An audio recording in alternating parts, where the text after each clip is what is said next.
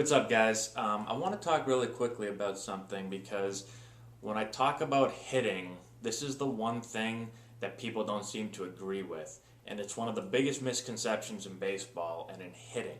And it's the idea of keeping all your weight back on your back leg.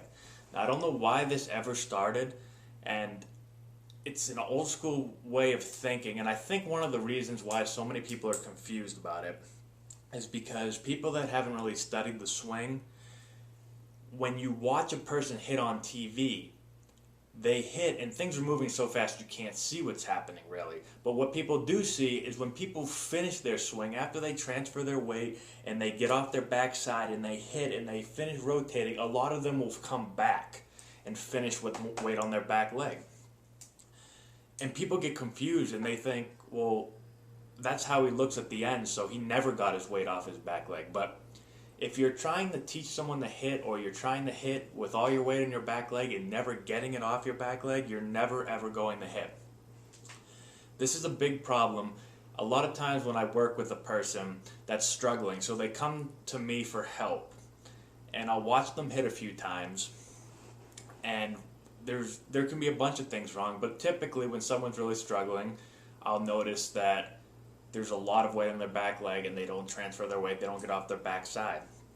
And so I'll tell them this and I'll say, I'll mark down all the things that I see and things that we need to change. And whenever I get to the point, if someone has too much weight on their backside, I'll explain this to them and they'll say, but no, I've heard that you have to keep all your weight on your backside. And I'll explain it to them. And it's not until I show them the video of big league hitters that they start to see it. But there's always a fight at first and a resistance to listen to what I'm saying. And it's just because of what you've been brainwashed and taught since you were a little tiny kid from people that don't really know a whole lot about the swing.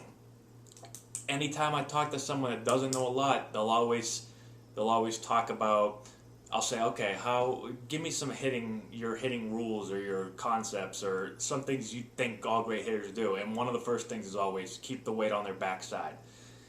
Another problem is the squish the bug thing, and that kind of goes along with keeping all the weight on the backside. When you keep your weight on your backside, squishing the bug is just turning your back foot and keeping all your weight back here. And that's not how good hitters hit. They transfer their weight. They actually don't just turn the back of their heel, but they're transferring and their knees driving down. And a lot of them at contact are either off the ground, which shows that there's no weight on the back leg, or they're on their toe. So I'm kind of getting off subject here a little bit, but I want to just talk real quick about the whole weight on the backside thing. And if people keep hitting like this, they're not going to hit. I have first-hand knowledge or experience with this because for a whole year I struggled at the plate and I didn't know why. I had no idea what I was doing wrong. And I watched videotape and I couldn't see it because this was back before I started watching film and before I really started talking to a couple people that really knew the swing. And what I didn't realize I was doing is when I was struggling, I was doing two things wrong. One, I was diving into the plate so my momentum was coming over the plate. And it's tough once you dive in to get everything back to be able to rotate. But that's besides the point. The second big thing I was doing wrong was keeping all my weight on my backside. So when you keep your weight on your backside and you don't transfer your weight, the first thing is you don't have much momentum. You don't have anything to hit with because you're just sitting here and spinning. There's no force going. That's going to help you rotate better.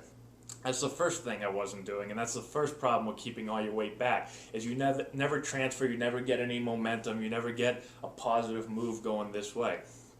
The second bad thing about keeping all your weight back is your hip's going to be open. The more weight you put on your backside with a bent back knee and a straight front knee, your hip's naturally open. It's just the way our bodies are made.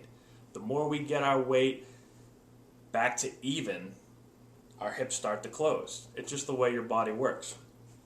The third problem with keeping all your weight on your backside is when you have weight on your backside, you have a bent knee. It's just bearing all that weight.